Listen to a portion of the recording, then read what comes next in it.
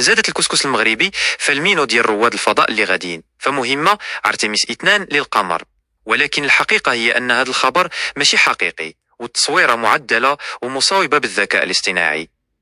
هاك علاش هادشي غير إشاعة؟ تصويرة مفبركة. إلا لاحظتي مزيان فالرائد اللي في التصويرة غادي تلقى التفاصيل ديال اليدين والملامح والكتابة اللي على الساشية ديال الكسكس مبيكسلا ومخربقة شوية، وهذه علامة باينة ديال دار الفضاء AI. ما كاينش إعلان رسمي. وكالة الفضاء ناسا ما أعلنت على حتى شي حاجة رسمية بخصوص الكسكس المغربي، فالمهمة ديالها الجاية. نوع الماكلة في الفضاء. المأكلة ديال رواد الفضاء كتكون مدروسة بزاف ومغلفة بطريقة خاصة باش ما كطيرش في الفضاء وتخسر الأجهزة. والتبصيل اللي محطوط قدام السيد في التصويرة كيبان عادي وما صالحش البيئة فيها الجاذبية منعدمة.